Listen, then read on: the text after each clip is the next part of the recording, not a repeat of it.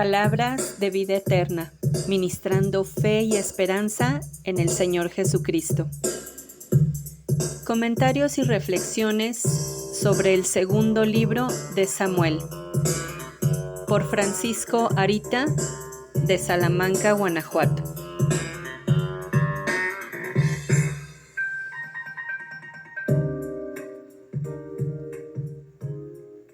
La inspiración de Dios hacia David hace de que él vea a ese que nosotros todos consideraríamos su enemigo, lo ve como un héroe, lo ve como alguien que hizo grandes cosas. ¿Por ver a Saúl como un gran rey? ¿Por ver a Saúl como un gran hombre? No fue por eso. ¿Saben por qué es? Porque Saúl era el ungido de Jehová. Y eso es muy importante, porque cuando una persona es ungida de Dios, no importa cómo haya sido esa persona, no importa quién es esa persona, lo que importa es el ungimiento de Dios. Así que nosotros como cristianos, no se trata de que somos alguien en esta vida o que sobresalimos por nuestras propias fuerzas. No es eso. La lección de aquí de David es muy clara. Nosotros, por ser cristianos, ahora somos diferentes, somos mejores, pero no por nosotros mismos, sino por Él.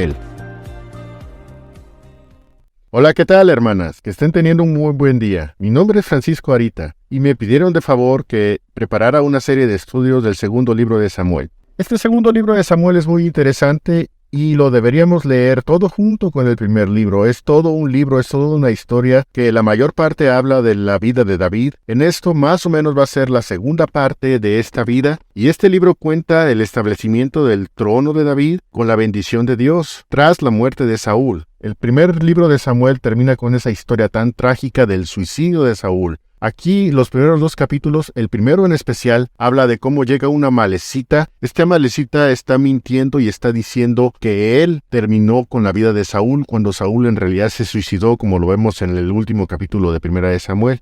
Pero independientemente de eso, el libro en particular habla de los acontecimientos después de la muerte de Saúl, cómo David asciende al trono de Dios. Sabemos que David es un hombre conforme al corazón de Dios, pero como todos nosotros sigue siendo un ser humano con defectos y con pecados. De hecho, este libro lo retrata muy bien la vida de David, no solamente en cuanto a su servicio a Dios, sino en cuanto a sus caídas de sus pecados. Veremos cómo él es muy bueno para preguntarle a Dios cuando tiene que combatir, cuando tiene que ir hacia una campaña, etc. Pero también vemos cómo él cae dramáticamente en el más grande pecado conocido y las consecuencias que sucedieron después de ese pecado. Vamos a ver los primeros dos capítulos. Es muy interesante lo que sucede, por ejemplo, en este capítulo 1.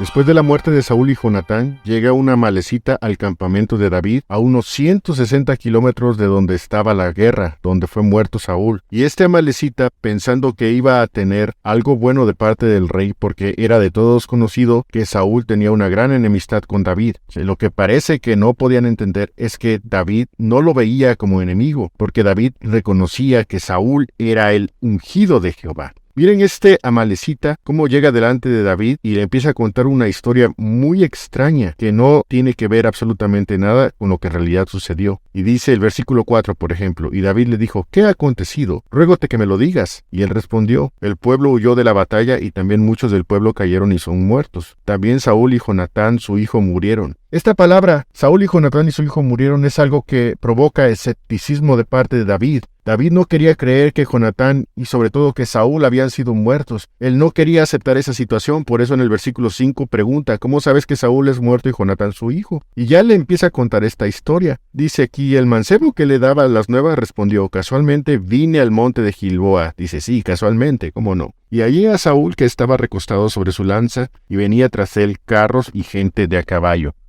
¿Recostado sobre su lanza? Eso no tiene nada que ver con lo que dice al final del capítulo 31. Al final del capítulo 31 dice de que Saúl se recostó sobre su espada, no sobre una lanza. Aquí es donde empiezan las cosas extrañas. Como les digo, es una mentira de la amalecita por querer tomar el favor de David. Eso es algo muy común en los seres humanos. Hay veces que los seres humanos quieren agarrar el favor de otras personas o tener el favor de otras personas y luego mienten. Pero ¿qué pasa cuando mienten? Puede ser que en su momento obtengan lo que quieren, pero esta lección nos enseña claramente, muy claro, de que eso lo ve Dios. David estaba allí escuchando esa historia, pensaba en la amalecita que iba a recibir un favor de David, pero ¿qué sucedió? Más adelante dice la Biblia, por ejemplo, en el versículo 11, cuando sabe de que Saúl está muerto, dice, entonces David, trabando de sus vestidos, rompiólos, y lo mismo hicieron los hombres que estaban con él. Y lloraron y lamentaron y ayunaron hasta la tarde por Saúl y por Jonatán su hijo, y por el pueblo de Jehová y por la casa de Israel, porque habían caído a cuchillo.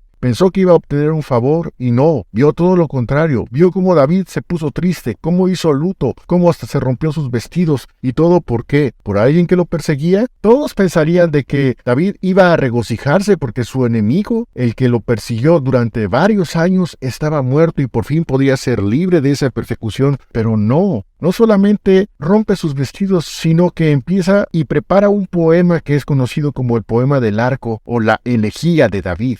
Y está centrado primero en la vida de Saúl y después en la vida de Jonatán. Pero lo que es interesante de este poema es que no dice nada negativo de ninguno de ellos. De Jonatán obviamente no, pero de Saúl, que pudiera decir cosas malas, no dijo absolutamente nada malo. Miren cómo empieza el versículo 19. Perecido ha la gloria de Israel sobre tus montañas. ¿Cómo han caído los valientes? No lo denunciéis a Gad, no deis las nuevas en las plazas de Ascalón, porque se alegren las hijas de los filisteos, porque no salten de gozo las hijas de los incircuncisos. Miren cómo está diciendo aquí. Este amalecita pensó que se iba a alegrar David, pero no. Se puso triste, y no solamente eso, sino que lo mandó matar. La mentira trae graves consecuencias. Pero volvamos a este poema. La inspiración de Dios hacia David hace de que él vea a ese que nosotros todos consideraríamos su enemigo, lo ve como un héroe. Lo ve como alguien que hizo grandes cosas. ¿Por ver a Saúl como un gran rey?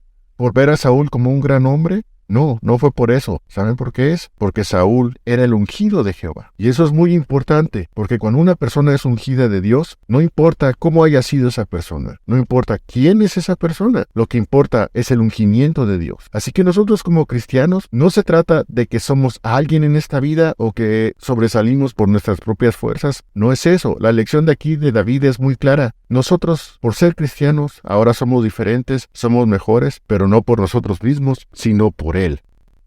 Y cuando vemos en este poema cómo David está diciendo, toda la gloria de Israel ha perecido, porque Saúl murió.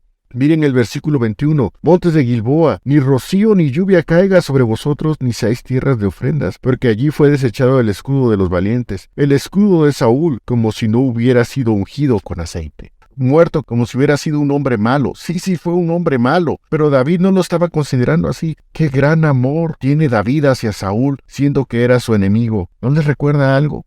¿No les recuerda lo que hizo Cristo? Dice la Biblia, si siendo enemigos fuimos reconciliados con Dios. Así es David, así es Jesucristo. Es nuestro gran David, nuestro gran Señor, el Señor Jesucristo. Después de hablar estas cosas tan bonitas de Saúl cuando Saúl no lo merecía, así como nosotros no merecemos el gran amor de Dios, ahora habla de Jonatán. Dice la Biblia, versículo 23, Saúl y Jonatán, amados y queridos en su vida, en su muerte tampoco fueron apartados, más ligeros que águilas, más fuertes que leones. Hijas de Israel, llorad sobre Saúl, que os vestía de escarlatas en regocijos, que adornaba vuestras ropas con ornamentos de oro. ¿Cómo han caído los valientes en medio de las batallas? Jonatán, muerto en tus alturas. Angustia tengo por ti, hermano mío Jonatán, que me fuiste muy dulce, más maravilloso me fue tu amor que el amor de las mujeres. ¿Cómo han caído los valientes y perecieron las armas de guerra? Dice aquí, más grande, más maravilloso me fue tu amor que el amor de las mujeres. Es un poema, no es algo que como muchos quieren tergiversar acerca de alguna cosa extraña que tenían David y Jonatán. No se trata de eso. Es un poema. Dios puede considerar el amor de una persona como un amor muy, muy especial. Qué grande es, qué grande lección que Dios considerara nuestro amor como algo muy especial, nuestro amor hacia nuestro Dios, nuestro amor hacia nuestro Cristo como algo muy especial. Este interludio para dar el luto a Saúl y a Jonatán es el preámbulo para lo que sigue, porque lo que sigue es el ascenso de David en su trono. Después de estas cosas, David toma el reinado de la ciudad y pareciera ser que él va a ser el rey sobre todo Israel. Sin embargo, eso no sucedió de inmediato. Y esto es lo que viene en el capítulo 2. Hay algo muy interesante en esta parte de la vida de David. David tenía todo el derecho porque Dios lo había ungido por medio del profeta Samuel, si ustedes lo recuerdan en el primer libro de Samuel. Saúl había muerto, se supone que no había absolutamente nada que lo impidiera. Pero en este capítulo 2 se ve como el general Abner, él no estaba dispuesto a que David fuera el rey inmediatamente. Él tomó al hijo de Saúl, uno que se llamaba Isboset, y ese hijo fue hecho rey, y todas las tribus de Israel, excepto la de Judá, fueron en pos de Isboset. Solo Judá reconocía a David como rey. Esta historia es interesante, pero lo que llama la atención es que David, en vez de reclamar, en vez de decir, no, es que esto por derecho es mío, es que esto por derecho yo lo tengo, Dios mismo me ungió, a ti no te ungió Isboset. David no dijo nada. David esperó, y el retraso de su reinado duró algunos años, al menos un par de años duró. David se sujetó a la voluntad de Dios. Muchas veces nosotros queremos pensar de que las cosas tienen que ser a nuestro tiempo, a nuestro modo, a nuestra manera, pero no es así. Dios tiene sus tiempos, Dios tiene sus maneras. Uno de los versículos clave en este capítulo 2, y es una de las cosas con las que quiero terminar el día de hoy, es lo que dice el versículo 1. Después de esto, aconteció que David consultó a Jehová diciendo, ¿subiré a alguna de las ciudades de Judá? Y Jehová le respondió, sube. Y David tornó a decir, ¿a dónde subiré? Y él le dijo, a Hebrón. Y David subió allá, y con él sus dos mujeres, Ahinoam Jezreelita y Abigail, la que fue mujer de Nabal del Carmelo. El versículo 1, él dice, Señor, ¿a dónde subiré? Señor, ¿qué haré? Señor, ¿qué debo hacer de ahora en adelante? Él no tenía a nadie a quien consultar en este momento. Humanamente hablando, claro está. Él no tenía algún consejero en especial, pero él sí tenía a alguien. Él tenía a Dios.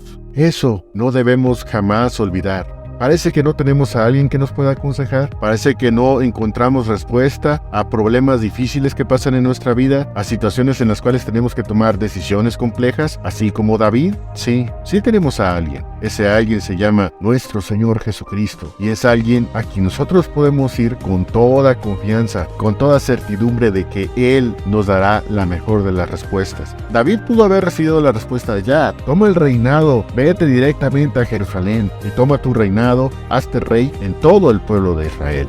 Dios no fue así, y Dios permitió que Isboset se levantara como rey. Abner lo levantó como rey, y después de todo eso vienen ciertas batallas de las cuales hablaremos en otro audio.